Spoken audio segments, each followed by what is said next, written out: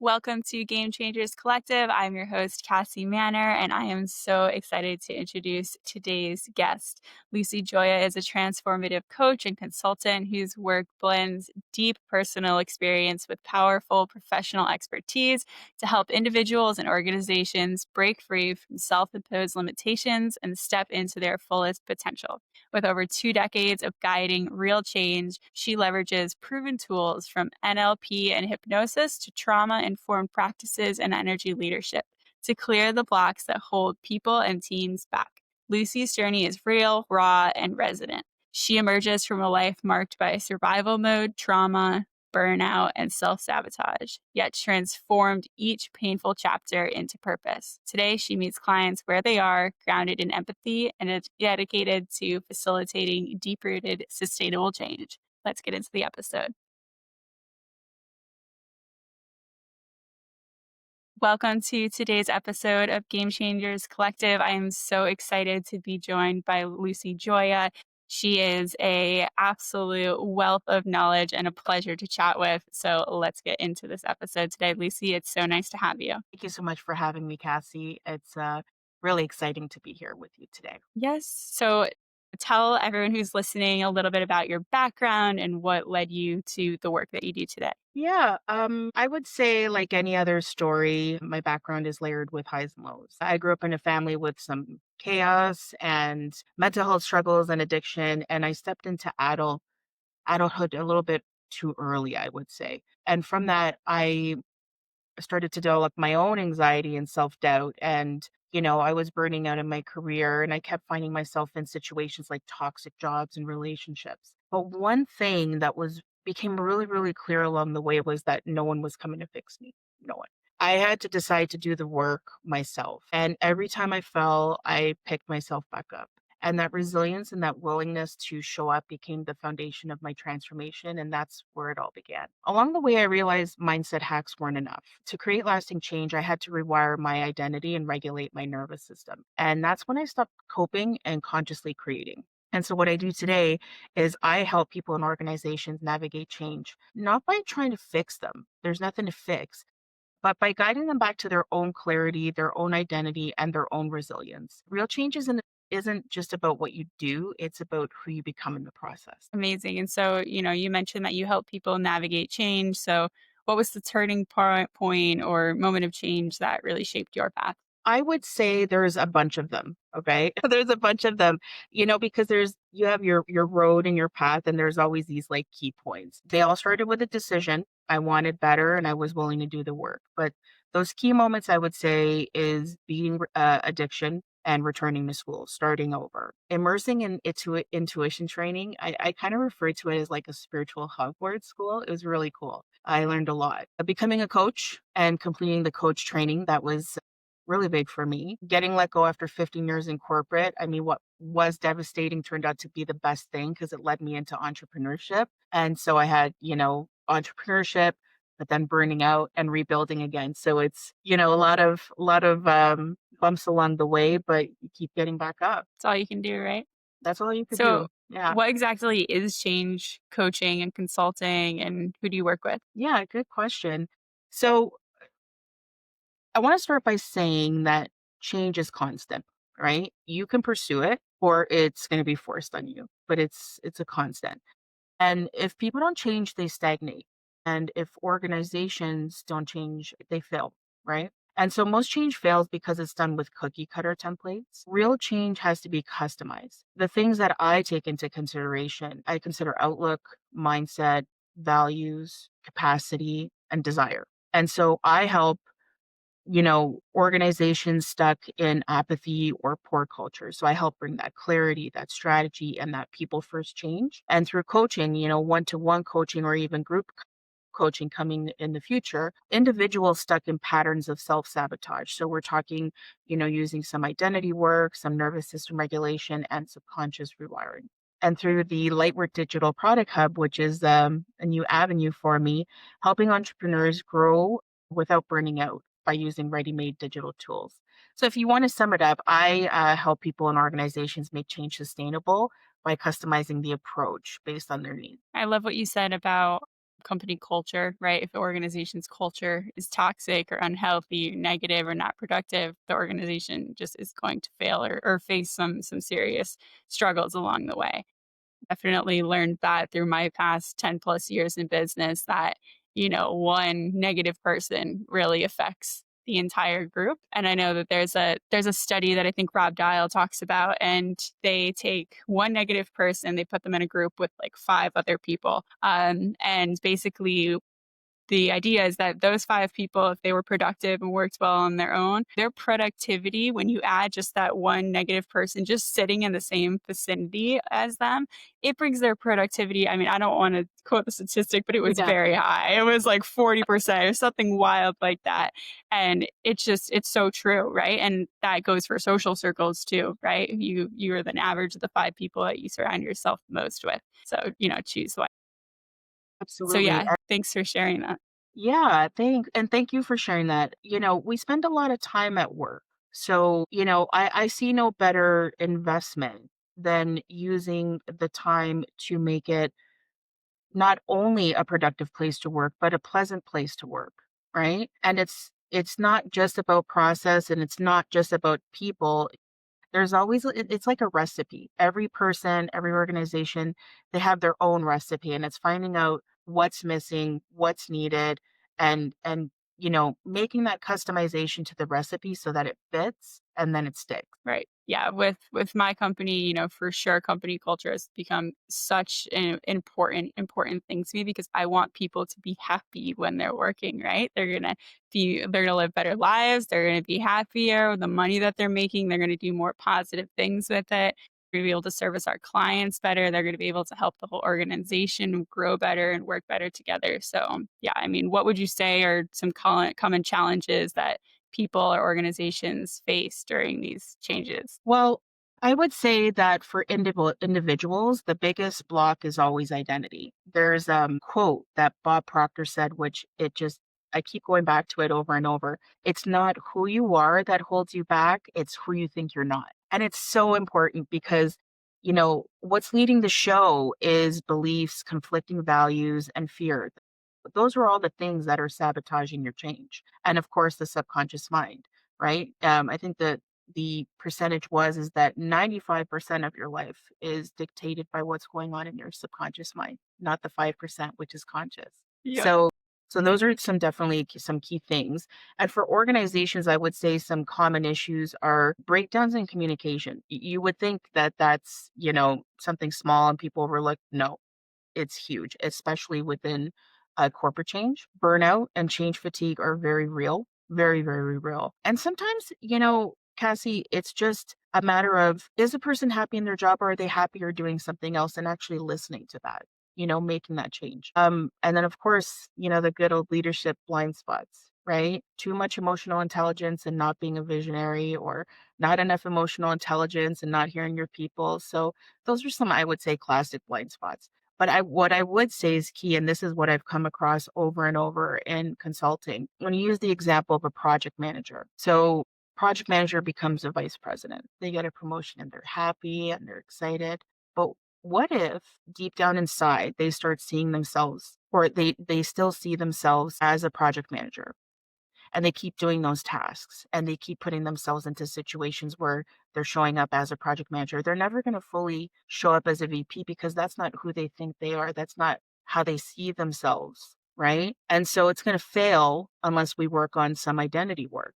And so that's why it goes for both ways, individuals and organizations, because in organizations, change fails when it's rolled out as policy instead of people. It all comes down to the people. Amazing. And so you've worked with so many organizations and people. Can you share a success story that kind of, encapsulates what you're talking about here? Yeah, sure. I love the success stories. I love all wins, no matter how Right? big or small. Yeah, you gotta always appreciate them. So on an individual level, we've had some great wins. So I had a client who left an abusive relationship and reclaimed her freedom. And another one, I would say she reconciled some childhood trauma and she finally achieved her goals. That's just giving you a high level example. And an interesting one was a father-daughter relationship completely transformed through healthier communication and activities. So that's on an individual level. For an organization, I help one company create a custom operations process that's now part of their culture.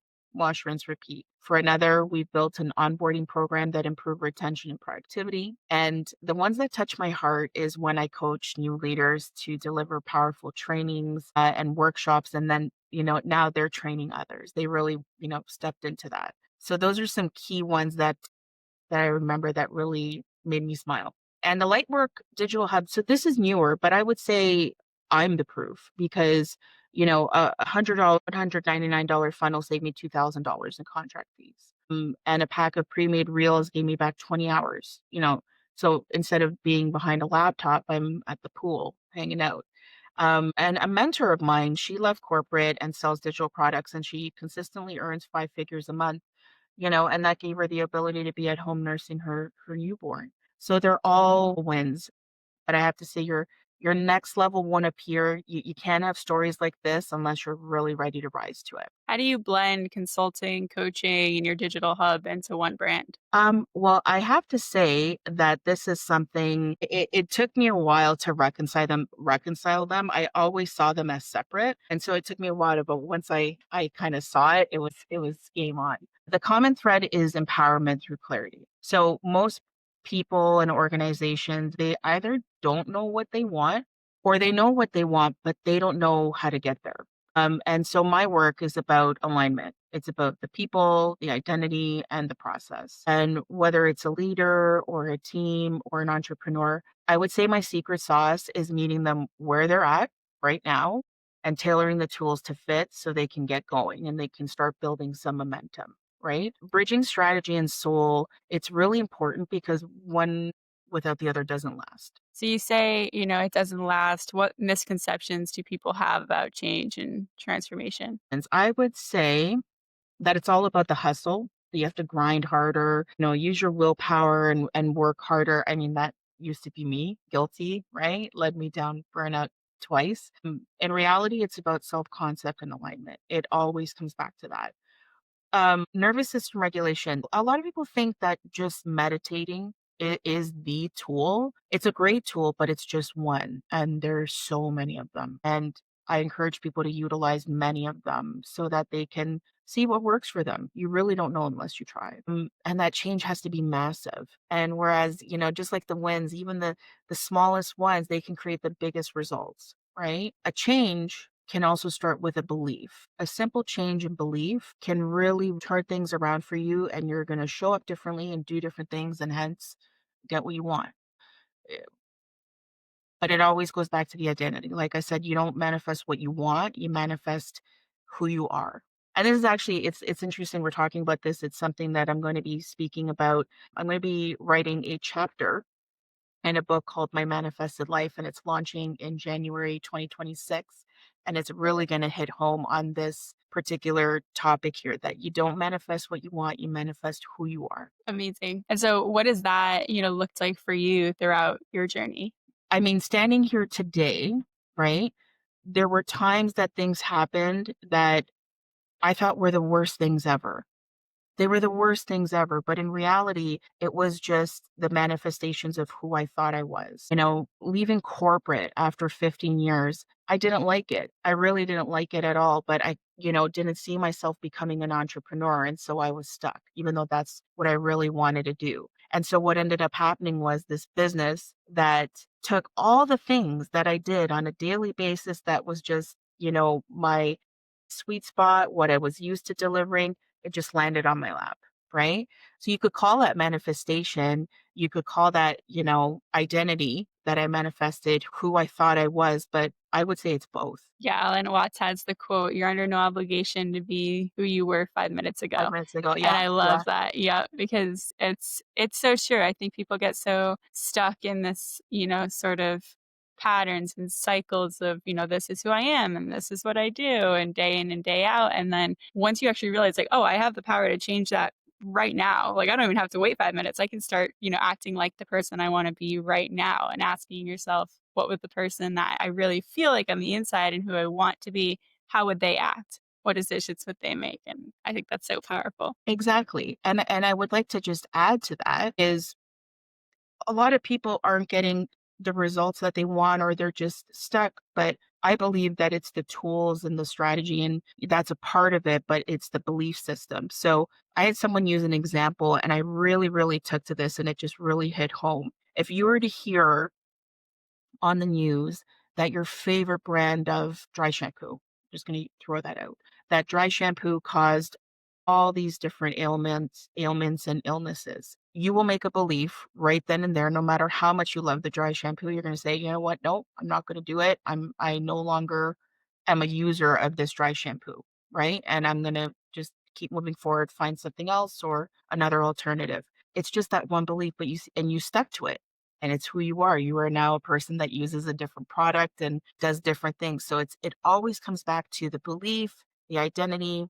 And another thing is people have different systems. Someone who, values freedom and might have ADHD and who are a little bit more on the creative side might need a different strategy and approach than someone who values order, really has a structured, detailed schedule, right? And likes to work alone. So, you know, everyone has a different template, and it's just a matter of taking the time and really exploring who they are, where they are, who they think they are, and making all these things fit for them. Yeah, so I would assume, when people work with you and you're coaching them, you help them to determine all of that, navigate all of that, figure out maybe what kind of learner they are, what they like. Can you speak a little bit about when someone starts working with you, what do they really undergo in those initial phases to see like, okay, like this is how I move forward? Yeah. So I mean, depending on how you decide to work with me, it's always going to start off with